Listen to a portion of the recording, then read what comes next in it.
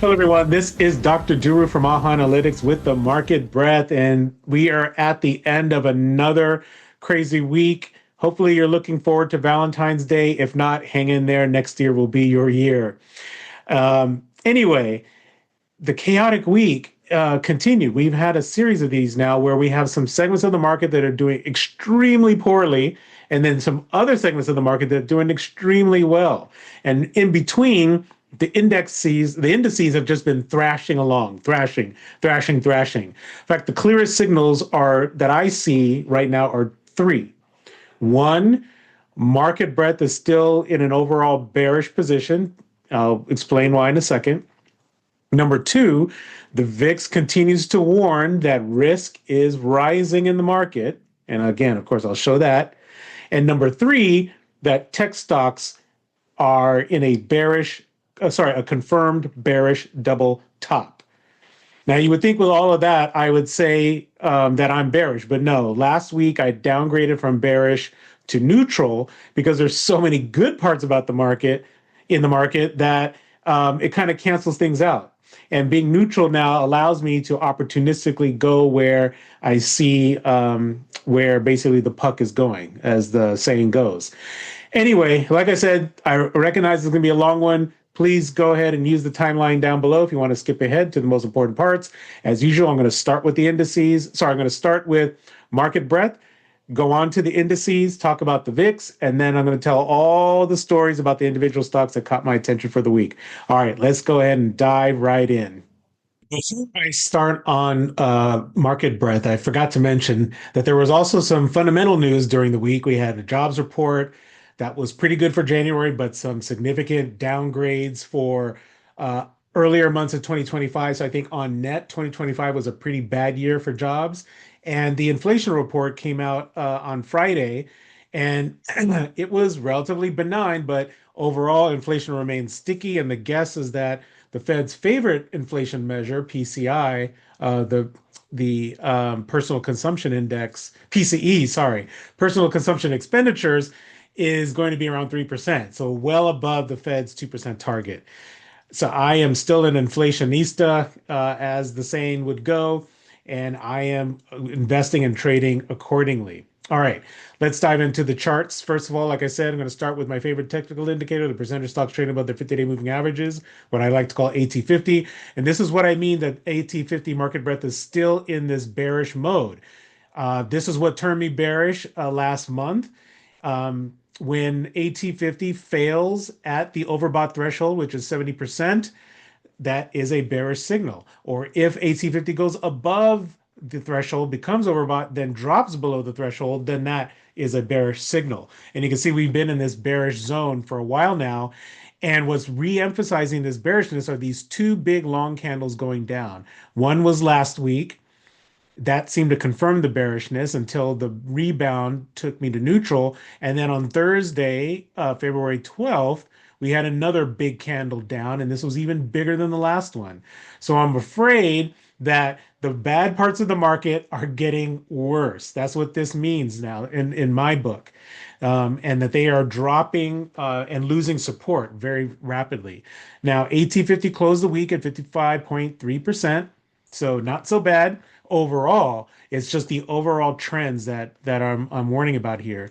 Now, if I look at AT200, which is the percentage stocks trading above their 200-day moving averages, unfortunately, it is starting to erode. And I've been taking some solace in the fact that it's still above the previous primary downtrend, and it's also above this horizontal line, which was the level at the S&P 500's previous all-time high way back in 2025. I've been saying that if AT200 stays in this zone, that the longer term picture still looks pretty good and bullish. But notice how tired it's looking. I mean, it has the same pattern as AT50, but it's looking very tired. Today, February 13th, it closed at 60.2%. So relatively high, yes, and not that far away from the previous cycle high. So overall, still good, but I'm getting a little worried. All right, let's dive into the indices.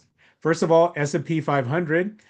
S&P 500 is trying to hang in there, but it did break down below the 50-day moving average again, just like the previous week, and it's technically in bearish territory.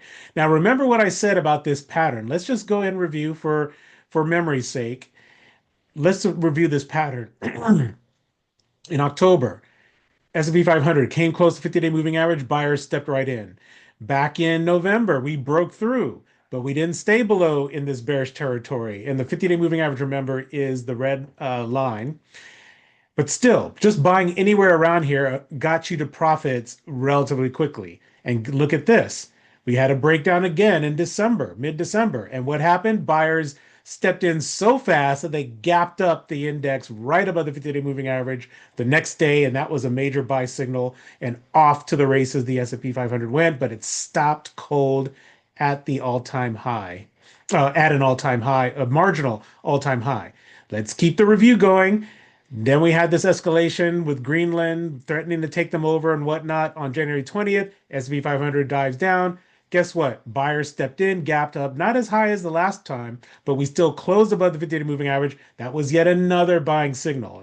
And I'm saying that the next day is the confirming buying signal, but actually just breaking down below the 50-day moving average or touching it has been the buy signal. And this is, this is what happens when you have such a strong, persistent uptrend. But look what's happening now. Okay. So I insisted that, okay, this pattern couldn't possibly work yet again, could it? Well, the previous week, February 5th, we had a big breakdown. S&P 500 came down about 1.2%. Clean break, actually. Very bearish break. It even tied. Oh, okay. I thought it went lower, but it tied the last low. And guess what buyers did? Very next day, not only did they gap up the index a little higher, but it soared. It soared about almost 2%, I believe, above the 50-day moving average, so it became bullish. But the buyers, look, this is what I'm taking note of now. Look at how little time the buyers had to enjoy this run. Unlike the previous rebounds, this one is the shortest lived recovery. And I'm spending a lot of time on this because this is a very important technical review that we need to really absorb when we're understanding the overall context of the market. So on Thursday, when the S&P 500 dropped 1.6% and broke down below the 50-day moving average, when I see now that the buyers did not come in like usual, they did not gap the next day, did not gap the index up the next day. And remember, supposedly the inflation numbers were good. So the market had all the excuse it needed to jump higher, and it did not. Instead, the S&P 500 closed essentially flat on the day at 6836.18. And look what happened too. Let's zoom in, right? This was a stalemate. There was a rally close to the 50-day moving average, and then it broke down below, back to the previous low. So basically, the technicals are at work here. So if the S&P 500 closes lower, I'm going to think that the bears are starting to win the narrative. If we get a close higher than the close today, then I'm going to think that the bulls are starting to win the narrative and we'll get the same old pattern as usual. Bears, sellers unable to really break the index down, and off we go to the races to another probably marginal all-time high. Now, since I said there was a stalemate on this day, I'm going to zoom in on the 15-minute chart so we can see exactly what that stalemate looked like exactly, okay? And what you can see here, if I can, yeah, here's the open. Let me expand this so we get a very close look. Buyers took the market up and then ran into resistance almost right after the beginning, right after the open. And then the sellers controlled the rest of the way down. So that means even though on the daily it looks like a stalemate, to me, it seems like the sellers have almost won the day. And sorry, I did this in the wrong direction. I was looking at the wrong time zone. Okay, so look at how evenly split the day was. Let's start that over. Buyers had control all the way up till, guess what? Lunchtime on the East Coast. People came back from lunch and said, you know what? Long weekend in the US, we're having President's Day weekend. I'm going to cash out all my chips and get out of the way for the weekend. So this is what a stalemate looks like. The buyers were able to take it up above a intraday technical level, but the sellers were not able to break down to a new low. Let's, of course, see what happens in the next week. Okay.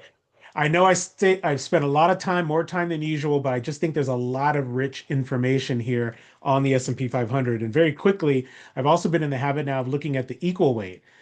This is what I mean by there are certain parts of the market that are just bad and some that are just really good. Now, the selling on Thursday was so bad that the equal weight S&P 500, which is the ticker symbol RSP, also had a rare down day, big down day, went down 1.3%, but today, Friday, it rebounded sharply with a 1% gain. So the equal weight, look how neatly it's maintaining this uptrend on the 20-day moving average. So the buying in the equal weight, the buying in the parts of the S&P 500 that are doing really well are doing extremely well. They're uptrending, and this has been a constant theme since the beginning of the year. Remember, I talked about the market rotation, and it's still in full effect starting at the beginning of 2026. The NASDAQ, on the other hand, is the most bearish of the indices that I care about. Like I said, it's still it's still trading under the dark clouds looming overhead from this double top at the all-time highs. This is about as bearish as you can be and still be near the top of all-time highs. You can see here that the Nasdaq's rally stopped cold. Let me zoom in here at converged resistance from the 50-day moving average and the 20-day moving average, which is that dash line. So the Nasdaq is bearish. Now look at how the technicals are in play, right? The Nasdaq had its own version of a stalemate, but it closed right at the low from the previous week. So now we don't have a clear signal as to whether buyers are ready to recover tech stocks or whether the sellers are ready to take this thing down back to lows, say, for instance, in November, or even a long overdue test of the 200-day moving average. Why do I say it's long overdue? Well, because the NASDAQ has enjoyed an easy time of it well above the 200-day moving average since the May breakout. It hasn't even come close. So from my perspective, it looks like we're on a course, a rendezvous, to basically test this 200-day moving average, and that will be a major moment. My best guess, given the trajectory and the momentum, is that test is going to happen right around NASDAQ 22,094, which is the low from November. All right. And now finally, IWM, the ETF of small caps. This, of course, is one of my favorite parts of the market right now. You can see it's still in bullish form. Unlike the S&P 500, unlike the NASDAQ, it is holding support at the 50-day moving average like a champ. So this is one of the parts of the market that's doing just great ever since the year. People have been rotating into small caps. It soared for most of January. It hit a wall here, but you can see slowly but surely, IWM is trying to gather its legs. And so just to summarize again, this is why I have both a bearish and a bullish side, because there's so many good places. If you want to buy something, there's so many places in the market that are still working, unlike in tech. Finally, let's pay close attention to the message of the volatility index. This is also, just like I spent time with the S&P 500, this is also very important. I talked about this before. This purple line here is showing how the VIX, since basically all year, but starting in late December, has been trending upwards. We have these series of higher lows, and you only really can see this when you draw the line. And the other important line has been this pivot, which is where the VIX was right before the April tariff drama, trauma, and noise. Just went straight up. And you could see when the fear got exhausted, we came down, broke down below, but now we've essentially pivoted around, sometimes with some wide swings. But now what I'm seeing here is that unlike the previous spikes that happened late last year, we have sneaky spikes. So we're relieving some pressure, but not enough, right? We pop up and the buyers and the volatility faders come right in and just jam this thing back down, but they can't break this uptrend. And slowly but surely, week after week after week, the trend has been defining the next pop. So look at how on Thursday, the VIX launched higher by 18%. It came right off that uptrend line. And this is another worrying sign. You notice how I said in the previous pops, faders and buyers, faders have come right in and smashed that VIX back down. Well, check out what happened this time around. When the faders finally came in play, they did fade. Let me zoom in here. It took about half, went down half of the candle from the pop, but then guess what? The volatility index came right back up and we closed nearly flat, just down 1%. So next week, it's going to be a big week for volatility, for risk. Let's see what happens. All right. Okay. So that's a picture of the indices, market breadth, and the VIX. If you're not interested in individual stock stories, you could stop here.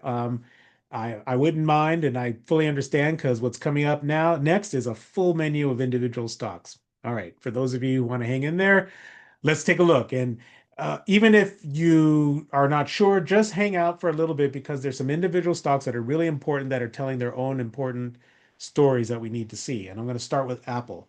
Apple, I frankly, I don't understand. This is ticker symbol AAPL.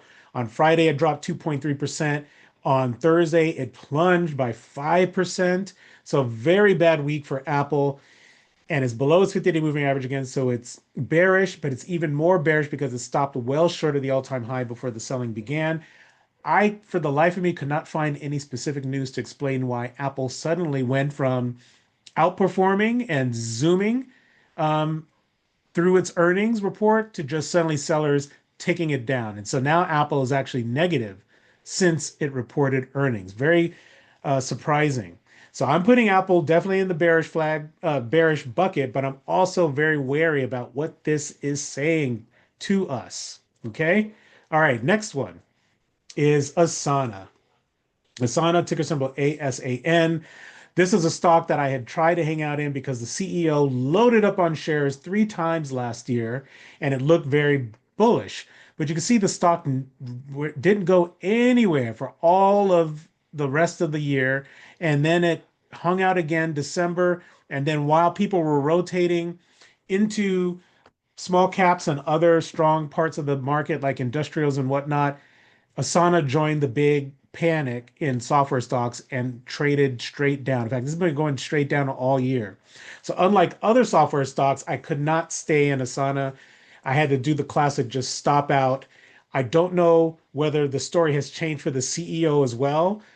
So I'm going to be watching very closely. If the CEO steps in here and buys more shares again, I'm going to have to follow him again and just trust again for the moment that at least he's not scared about this AI panic and has some sort of plan. Until then, I'm going to stay out of Asana because it could be actually one of those losers in this AI development and AI race. Okay, most of the stocks I'm going to show to you are going in alphabetical order because it's just a quick way, an easy way for me to just stay organized. Constellation Energy Corporation made big headlines way back in May of last year. It did a power deal with Meta, but then faded almost to flat that day. The stock eventually churned. I mean, it churned, eventually recovered, made a new high. I think this is a new all-time high. Yes, that's a new all-time high. Constellation Energy Corporation is a utility, but it's also helping to power some data centers. And but now it's weak. Now it's well below where it was during the Meta power deal. So this to me says something is not right. This is ticker symbol CEG, Constellation Energy Corporation. All right, I'm going to pick up the pace a little bit here. This is Cisco Systems, ticker symbol CSCO. It surprised me gapping down and losing 12% post earnings. That's this big candle here. But the buyers stepped in today, 2.5% up, but it's not going to be back to its nice uptrend. I'm not going to be comfortable buying Cisco until it gets back above the 50-day moving average. And that's when I think that the uptrend will be resumed. If it fails to do that, I think a test of the 200-day moving average, that blue line, is in store. Okay, Dominion Energy. So the reason why I showed Constellation is I wanted to compare it to Dominion. A while back on my blog, I think it was a few years ago, when everyone was rushing to energy stocks because AI was going to consume so much energy, I wanted to look for undervalued plays, plays that weren't racing higher and higher and higher already. Dominion Energy was one. And in this case, the tortoise beat the hare. Dominion is working out. Now, it's still nowhere close to its all-time high like some of these other energy plays, but it has just steadily churned higher and is recovering. It's now at a place where it last traded in October 2022, so it's doing pretty good as a recovery play. I'm bracing myself though because you can see the stock is now going parabolic. Earnings are coming up. That's not a good combination because parabolic moves always come to an end, and usually when they come to an end, it's an abrupt end. But I'm just going to hang in there because I'm trying to look over what's the sell-off that's going to come. I'm looking beyond that because I think Dominion is just a place to be for years to come, and I'm also enjoying collecting the dividends along the way. So that's Dominion Energy, ticker symbol D. All right, DraftKings. This should have been a play. Super Bowl in the US was last Sunday. DraftKings came out the gate swinging. Let's see. Yeah, it came out the gate with a 2.3% gain, and then the sellers took over from there because the sellers knew what's up, what was coming. Well, what was coming is earnings and a 13.5% drop. DraftKings is all the way back now to near 3-year low. And you can see now that the story in DraftKings is really getting weak because that last rally fell far short of the all-time high. So I was a bullish on DraftKings. Now I can't help but be bearish, at least from a tactical standpoint on a short-term basis. And I definitely don't want to buy DraftKings here. This is a broken stock. It's got a lot to prove. This is ticker symbol DKNJ. I know they're rolling out more and more products, but now I think the market's starting to get a little saturated with these gambling speculation type stocks. All right, next up, Freshworks, ticker symbol FRSH. Really quickly here, this was an AI play that I thought was underappreciated. It worked for a while. I took profits and I tried to get back in, and then I just saw the stock break down and I just got out of the way. This one I'm taking off my radar. You can see now that the stock overall is broken. It's essentially it's had one good run after it fell off from its IPO, and now it's at all-time lows. This is just a broken stock, maybe a broken story. I'm going to check in from time to time, but this is definitely not a stock that I want to buy. This is Freshworks, ticker symbol FRSH. Fastly, ticker symbol FSLY. You might remember this stock from being a technology or infrastructure provider for TikTok. I didn't have a chance before this video to check out the earnings report to see whether somehow they're benefiting from that partnership. Sorry, that partnership, that deal with TikTok. But oh my goodness, I sure didn't expect a 72% post-earnings gain and then buyers to push the stock even more, another 14%. Fastly is now, and despite those huge gains, the stock is only back to where it was about 2 years ago. You can see it's really had a hard time of it. It was as high as $130 and it's still trading at just 18.30. So I'm really interested in checking out the earnings because I want to know, hey, is this a stock that's on the move to recover a lot of its previous historic losses? Is it coming back to its old form? That remains to be seen, of course, and I don't want to speculate on that question just based on the price action. Next up, Alphabet, Google, ticker symbol GOOG, big red flag. All right, Google was doing great, just fine. Look at this steady, steady, steady, steady uptrend following the 20-day moving average, breakdowns very briefly, but then when it broke down on earnings, so two warnings here. One is that Google broke down post earnings below the 50-day moving average. Buyers took it back up, but it didn't quite close the gap, and then sellers took over right from there. That tells me buyers in Google are exhausted. Sorry, in Alphabet, ticker symbol GOOG, the buyers are exhausted. This is all you need to know, all I need to see in this technical chart. The buyers exhausted. They sold Alphabet pretty much all week. It's going to test. It looks like it's going to test the low from December, and it could keep going at this rate. I don't want to touch Alphabet until the technicals improve. Right now, it's confirmed 50-day moving average breakdown, and it is bearish. All right, and of course, um, weakness like that, buyers leaving big cap tech stocks are also weighing on the Nasdaq in general. All right, Intuit. Tax time is coming. Tax time is here for many of us.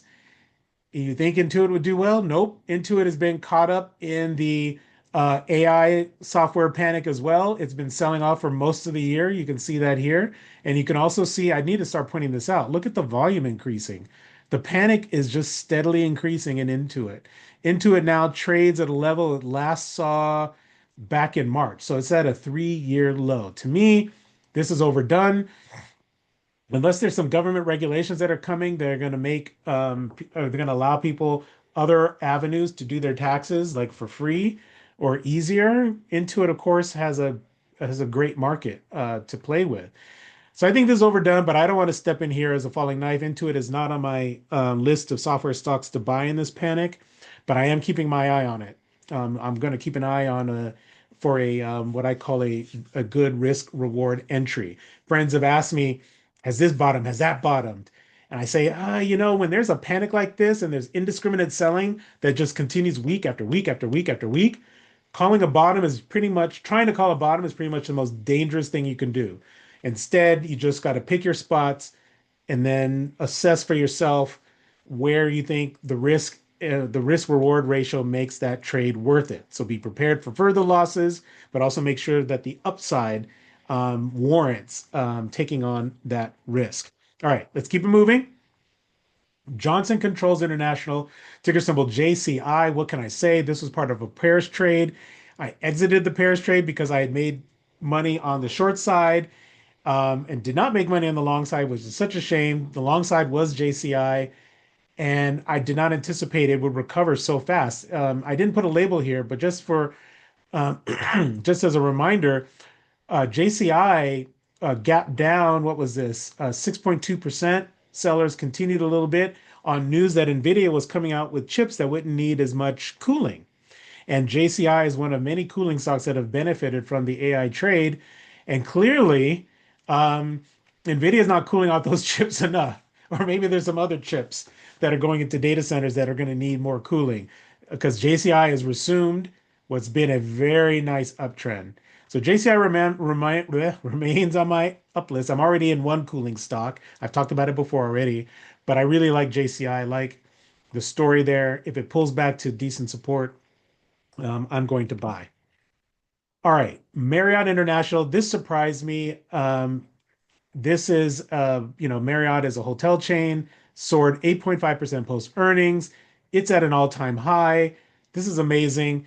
This is a part of the market I did not think should be doing well, but it is. I guess a lot of rich people are booking rooms at the Marriott. What can we say? Follow the technicals. This Marriott is bullish. Again, I have to keep reminding this narrative, right? The market is thrashing, thrashing, thrashing, thrashing at the index level. But underneath the index level, you have stocks like Marriott that are doing just fine. And you would never guess that there were such ugly bearish parts of the market like the ones I've already shown. Meta Platforms, another big cap tech stock that's thrashing under a dark cloud of a top. Okay, where is Meta's top?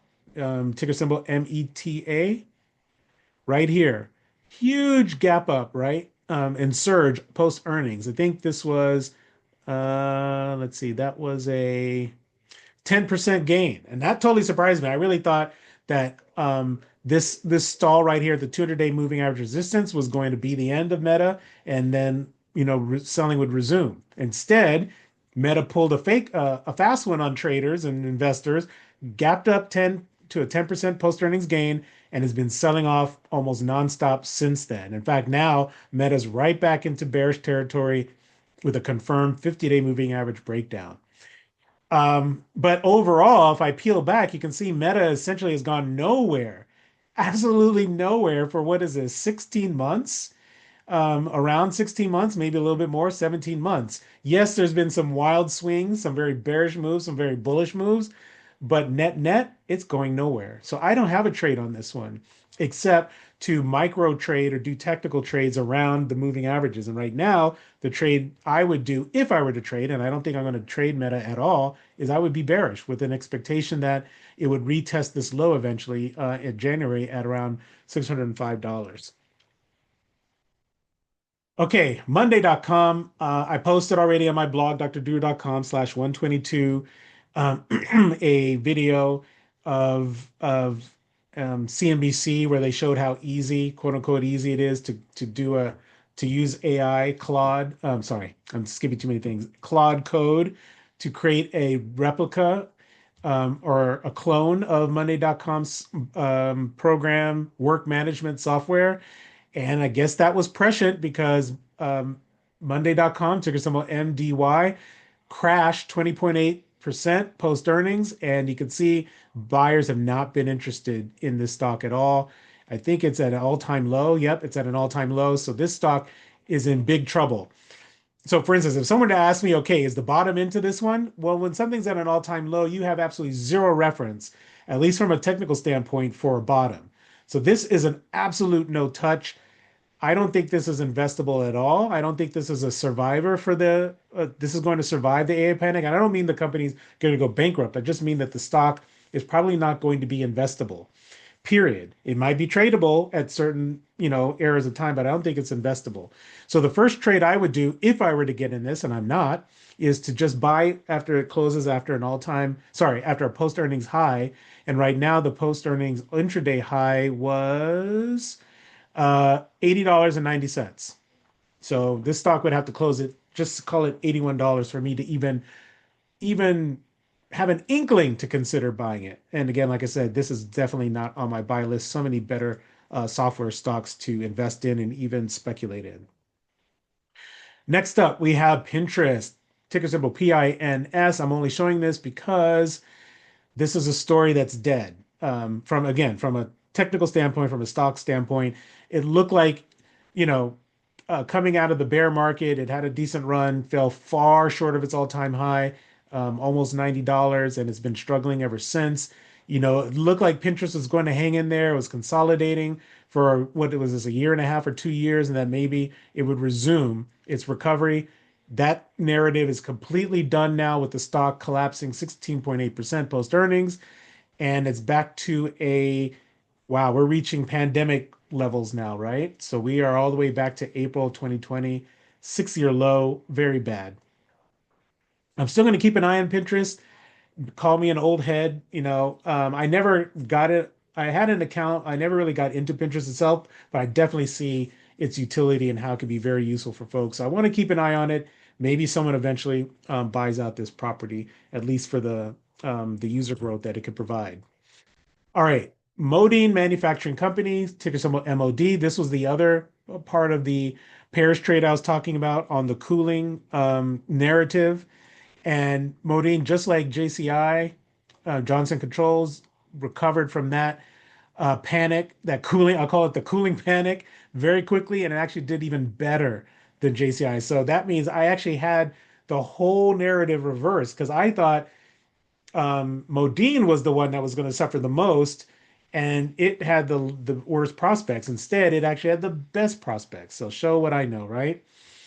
So Modine now is back in the Bulls' graces. It's at all-time highs. Just like Johnson Control, I want to buy this when it presents a good entry. All right, next up, Oracle Corporation, ticker symbol ORCL.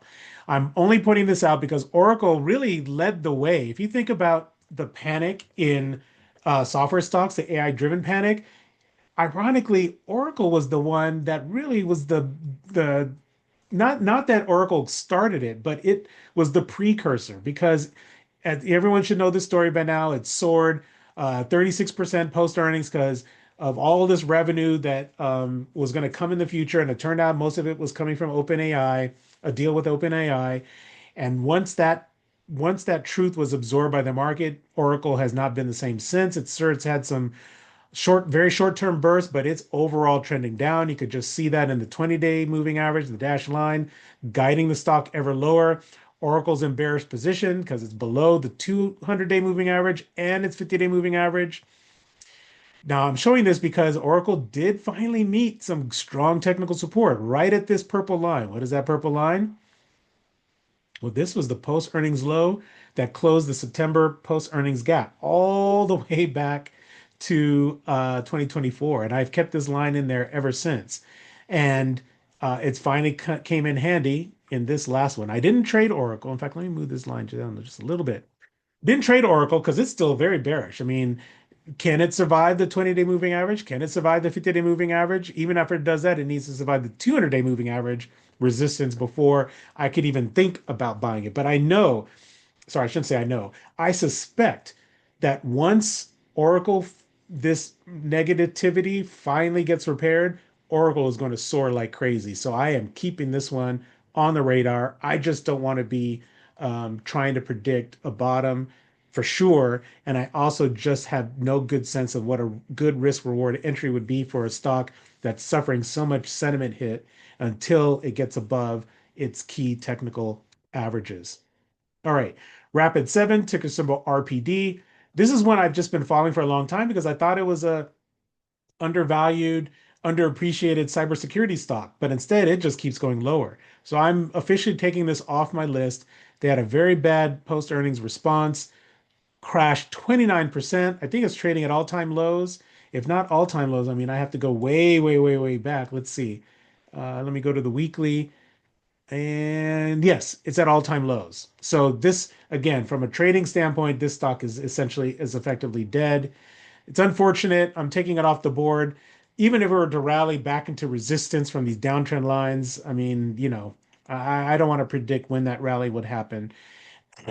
Maybe again, I'd have an inkling to buy it for just a trade if it closes above 8, which is currently the post earnings intraday high. But I also wanted to point this out as something, I never did buy into RPD, but this is again, I always point this out when a stock is in such a bad downtrend, believe the trend.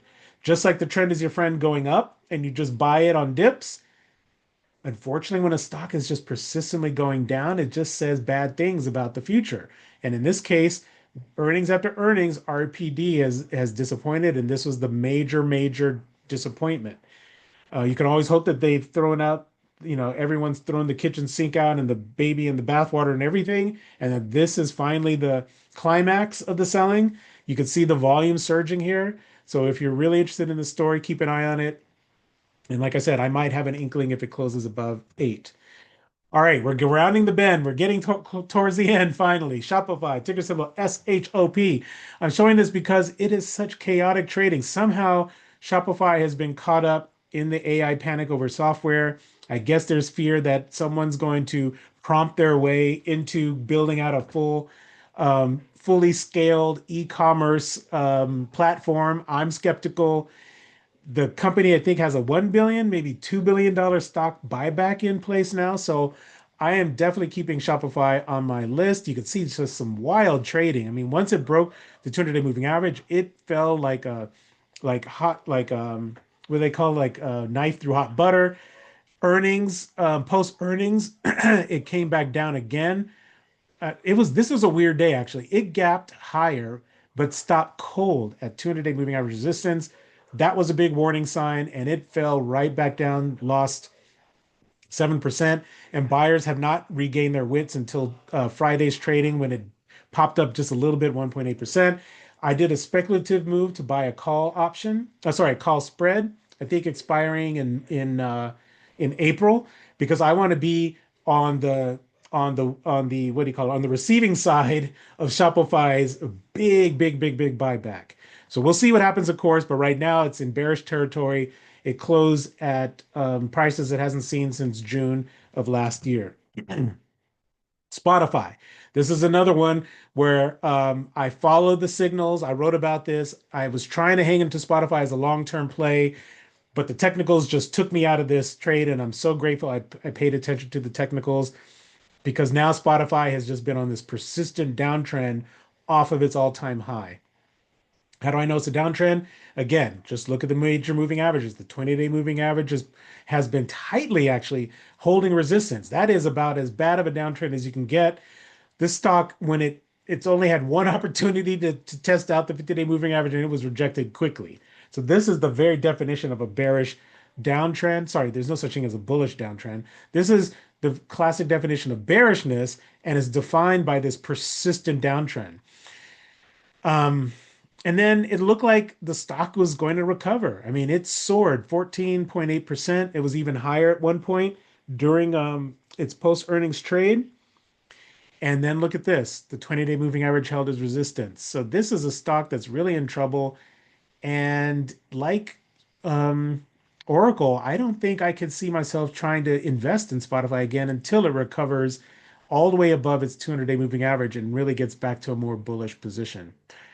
So this is Spotify, ticker symbol SPOT. Unity Software. This is a software platform for creating video games.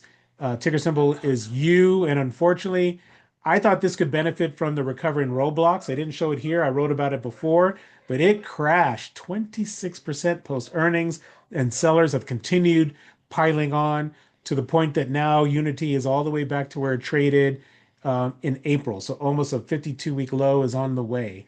This has been quite the pop of a run. And if I pull back, you can see how majorly disappointing this is because the stock had really gone nowhere. It was trying to consolidate and it took another step lower in 2024. Unfortunately, it looks like it's about to take yet another step lower. So this is just an uninvestable stock. Maybe it's a trade at some point. I want to keep an eye on it because I still think that the platform is great, at least from what I'm hearing from the young folks. But right now, it's just not investable. And maybe it could open up some good risk reward trades at some point, but that some point is not now. And I think also the panic in AI, the AI panic in software is also weighing on Unity. Here's another one where I invested in Uber. I was insisting that this time I was going to just stick with it for the long term because I was tired of trading in and out of it and taking just pennies for profits. But the technicals told me to get out, and I obeyed the technicals. I wrote about this again on my blog, and I'm so glad I did. Suddenly, Uber no longer looks like a good long-term investment. Overall, the stock now has gone nowhere since February 2024, so it's gone nowhere for 2 years. It's on a steep downtrend.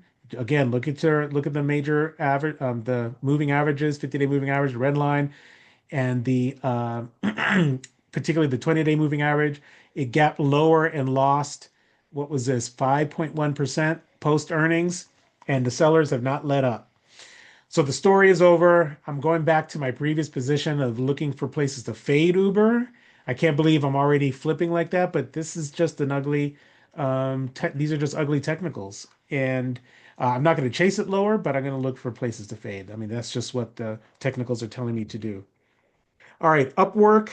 I'm always following Upwork because I'm always interested in what's going on in the world of freelance and work. Unfortunately, it looks like Upwork is not benefiting from, I guess, vibe coders going on and offering their services. Sorry, that was just a bad joke. Post earnings crashed 19%. It's in bearish position again, well below the 200-day moving average. This is another stock that's essentially now gone nowhere for a few years. And it looked, it had better times very briefly. It soared during in the post-pandemic months, but ever since then, it just has not been the same. And you can see that this churn, this really um, slow, slow, trudging, begrudging, reluctant recovery with lots of chop, looks like it could be over. I mean, it's been now 2 years trying to regain some momentum. It may actually be over. This may just be a stock that's just going to thrash and thrash and thrash for some time to come. Workday. Workday, of course, suffering under the AI software panic. I guess again, here people are afraid someone's going to vibe code their way into a major HR platform that major enterprises are going to buy. I'm skeptical, but for now, you can see Workday ticker symbol WDAY has had no relief, very little relief. So I'm afraid that after it reports earnings, it could crash even further. Workday is now it's back to the lows of the bear market. And at this rate, it could go back towards the lows of the pandemic if this keeps up. I mean, you can see the momentum is just pointing straight down. Not a stock that I would short, chasing down. But it is something I'm still keeping an eye on because I want to see how Workday responds to all of this AI panic. And heck, what if someone does vibe code their way into a major HR platform? Who knows? Maybe small companies figure out how to do it and stay compliant with all the rules and laws and regulations across the land. I have to keep an open mind, even though I'm a skeptic. Finally, we have financials represented by this ETF XLF. It's the Financial Select Sector Spider ETF. Remember back when I said it's hard to be bearish when financials are bullish? That was, I think, back in December on this breakout above the former all-time high. And shortly after that, XLF came down below the former all-time high, and I had to take that comment right off the plate. Well, now I'm looking at this. XLF is in bearish territory, and I'm thinking, well, how can you be bullish when financials are bearish? XLF had a very bad week, two big down days of taking it to a confirmed 200-day moving average breakdown. Is not below the previous low, which is back here in November. And if I peel back here, you can see that financials are starting to lose steam, right? The uptrend is barely intact from the 200-day moving average, and with it below that, and also below this previous topping pattern I was pointing out below, this is not good for financials. So I'm very wary. I'm not ready to be bearish because, of course, financials could recover in the coming weeks, but this is just another point of concern. All right. A few other bonus stocks to show. Speaking of financials, PayPal, this is one I meant to show a while back. This is another story that seems like it's over. People have tried and tried and tried to pick the bottom. It crashed. What was this? 20% in the previous week post earnings. It's now, I think, below even where it was in the pandemic. Yeah, it's all the way back to where it traded in 2017 or so, or maybe 2016. This story's broken. You can see PayPal just never quite recovered. It never was able to truly recover from the pandemic bubble. Again, I don't think the company's going bankrupt or anything like that, but it's just not investable. It just hasn't shown itself to be investable. And I've seen lots and lots of cases. Hey, I even bought into one of those cases and I tried to buy and hang in there for a long term. But again, the technicals told me to get out, and I'm so glad I did. And I'm not the one here wincing about having stuck by this stock, and it's now at 9 or 10 year lows. So this is dead. Again, from an investment standpoint, from a trader standpoint, maybe there will be some trades, but I can't do it. I'm not going to do it. Enphase is a solar stock, ticker symbol ENPH. I thought solar was on its way down because First Solar broke down and it got back into bearish territory. Enphase, of course, has also been one of these struggling stocks. Stocks has been struggling for quite some time. So while this latest breakout looks bullish and looks great, I would be remiss if I didn't point out how bearish it's been since its all-time high in 2022. So it soared 39% post earnings. But as we saw with Oracle, it's not enough for the stock just to have this big up day. It needs follow through, and Enphase has not followed through. And instead, the sellers have been taking profits. I'm going to keep this on the radar. I want to see what happens if and when it tests this converging support by the 200-day moving average and the 50-day moving average, because that will coincide with filling the post earnings gap. If it can bounce from that, rebound from that, then I think a turnaround could indeed be on the way. That would be a bearish to bullish reversal marked by the 200-day moving average breakout. And finally, we have ACN, ticker symbol ACN, Accenture. I was pretty hopeful that these companies providing business services could do a turnaround after getting slammed by federal level budget cuts last year. Accenture in particular is trying to make a business out of generative AI. So I thought that part of the practice could hold things up. And in fact, it was looking good for a while right here above the 200-day moving average, but it cracked. And again, I wanted to hang in there for the long term, but the technicals told me to get out. And right now, again, this is another lesson for me to just pay attention to the technicals, particularly in an environment with so much volatility. Sorry, not the volatility, but where sentiment is just so persistently celebratory and euphoric, or so persistently bad and negative and bearish. And ACN, ticker symbol ACN Accenture, unfortunately, is on the negative side. It is now, what is it, back to pandemic levels? No, not quite. It's back to, well, 2020, but back to where it was in October 2020. That means, if I look back at this, actually, let's just go to a weekly chart. You can see the topping in action, right? Accenture was a multi-year, multi-decade winner that has now hit the wall after soaring in the post-pandemic months and struggled, and now it's breaking down. This is the um, classic sign of a top in place. In fact, I'm just going to draw this curve here just to make this point even more emphatic. There, this is what's capping Accenture. And now if I put this in the longer term perspective, you can see what I'm talking about. The stock is essentially rounding the corner, right?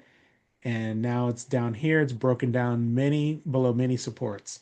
All right, that's what I have for you. If you actually managed to make it this far, I would love to hear from you and just put in the comments. I'd love to hear about folks who are so interested in this stuff that they can hang out and watch all these charts fly by. Um, if you're looking at the transcript, hopefully you got to the transcript this far. Thank you very much for watching. Put your comments and feedback down below. Like and share this content so the algorithm knows up, and subscribe to the channel. Once again, thank you for hanging out, and I will see you the next time. This is Dr. Duru signing out. Take care.